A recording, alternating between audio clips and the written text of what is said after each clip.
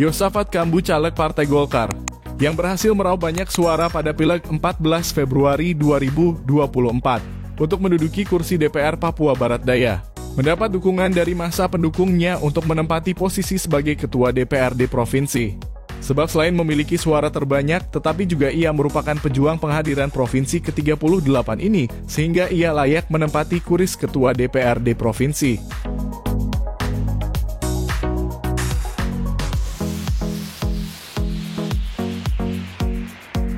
Ya, baik.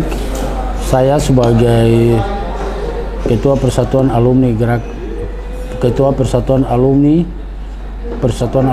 Gerakan Mahasiswa Nasional Indonesia PA Gemini Papua Barat dan Papua Barat Daya, ketika ditanya dan diminta tanggapannya tentang siapa yang menjadi Ketua DPR Provinsi Papua Barat Daya, tentu PA Gemini sendiri berasumsi bahwa kita melihat dari suara perolehan terbanyak. Selama ini Golkar mendapatkan ranking sekitar 8 kursi untuk Provinsi Papua Barat Daya, dan di situ PA Gemini memprediksi bahwa Bapak Yosafat Kambu layak duduk sebagai Ketua DPR Provinsi Papua Barat Daya.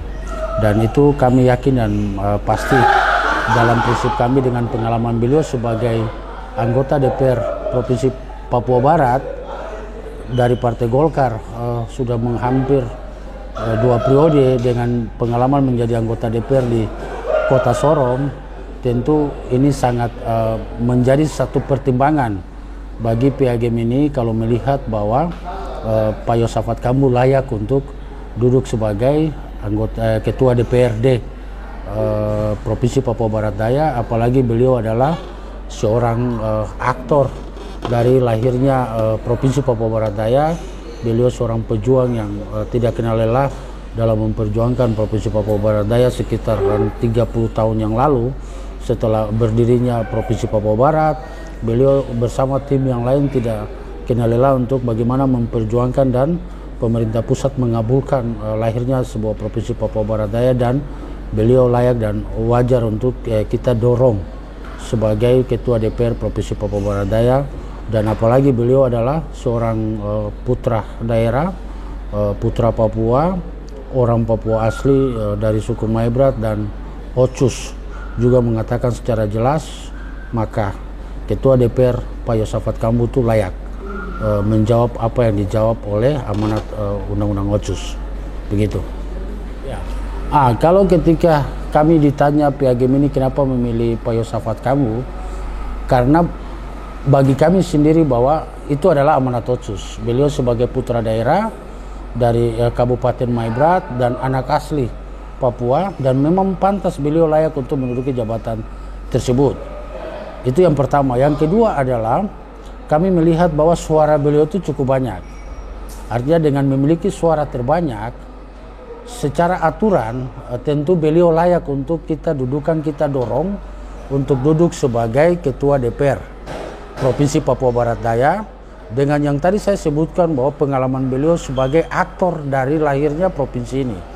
Tentu kita harus sebagai masyarakat, kami PA Gemini memberikan apresiasi terhadap beliau, karena dengan kemampuan beliau dengan beberapa tim yang lain bekerja siang malam untuk menghadirkan provinsi dan terjawab. Jadi kalau ada asumsi-asumsi lain bahwa si A, si B, si C layak untuk duduki jabatan Ketua DPR, suaranya berapa dulu? Kita hitungkan suara. Dan di dalam Partai Golkar sendiri, kalau PA Gemini melihat, karena ini bukan kita bicara partai lain, kalau PA Gemini melihat bahwa beliau sendiri memiliki suara terbanyak dari semua calon anggota yang maju dari Partai Golkar.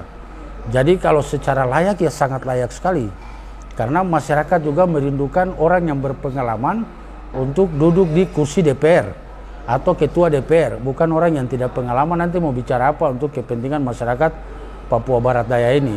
Artinya bahwa orang yang punya pengalaman cukup bertahun, yang tadi saya sebutkan bahwa hampir 20 tahun sampai 25 tahun beliau itu menggeluti politik selama 25 tahun. Mulai dari DPRD kota, beberapa periode, sampai pada DPR Provinsi Papua Barat, sampai pada sekarang lahirnya Provinsi Papua Barat Daya, dan beliau terpilih juga dengan suara terbanyak menduduki disahkan sebagai anggota DPRD Provinsi Papua Barat Daya dari Partai Golkar dengan dapil 1. Tentu dengan suara terbanyak itu dalam internal Partai Golkar, ya kita kembalikan ke partai, dan kami percaya yakin sekali bahwa beliau akan menduduki jabatan ketua DPR itu. Dan itu sudah layak sekali. Secara aturan undang-undang beliau memenuhi itu. Aturan undang otsus beliau memenuhi itu, orang asli Papua.